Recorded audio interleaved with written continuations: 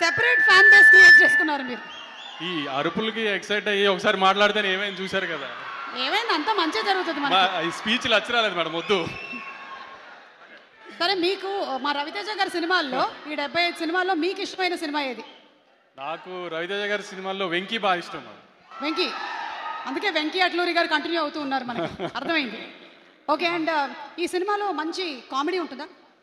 ఒక రవితేజ గారి సినిమాలో ఇప్పుడు నేను చెప్పినట్టు వెంకీ కానీ, ఇందాక మీరు చెప్పినట్టు ఒక విక్రమార్కుడు కానీ, లేదంటే కిక్ కానీ, అన్నింటిలో నుంచి మీరు ఒక రవితేజ గారి సినిమాల్లో మీరు ఏం ఎక్స్పెక్ట్ చేస్తూ వస్తారో థియేటర్కి, ఆ ఎలిమెంట్స్ అన్నీ అయితే ఖచ్చితంగా ఉంటాయి మేడం.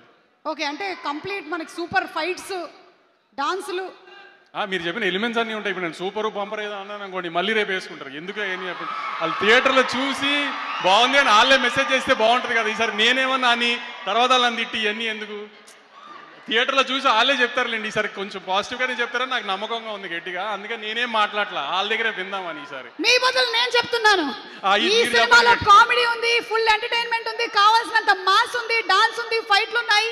31 అక్టోబర్ థియేటర్లో ఉంది సినిమా, చూసేద్దాం మాస్ జాతర. దానికి మాత్రం సుమా గారి ఇన్స్టాగ్రామ్ హ్యాండ్లే వాడుకొని తిట్టాలంటే మాత్రం మీరు తిట్టాల్సిన అవసరం రాదండి, నాకు తెలుసు. తిట్టాల అవసరం రాదని అనుకుంటున్నాను డెఫినెట్గా. కానీ మరీ ధైర్యంగా చెప్తే మళ్ళీ ఏం తిడతారని కూడా చెప్పలేకపోతున్నాను. కాబట్టి కానీ ఒక రవితేజ గారి సినిమా నుంచి ఏం ఎక్స్పెక్ట్ చేస్తారో ఒక ట్రైలర్లో చూపించాం. ట్రైలర్ బాగా నచ్చింది మీ అందరికీ. ట్రైలర్లో ఉన్న ఎలిమెంట్స్ ఏవైతే మీకు నచ్చినాయో అవన్నీ సినిమాలో ఆ 2 minutes ట్రైలర్ని 2 hours చేస్తే ఎలా ఉంటుందో అలానే సినిమా ఉంది డెఫినెట్గా. అదైతే మేము డిసప్పాయింట్ చేయదనుకుంటున్నాను. ఈసారి ఏం జరిగినా మాత్రం దుబాయ్ అయితే వెళ్ళట్లేదు, టెన్షన్ పడకండి.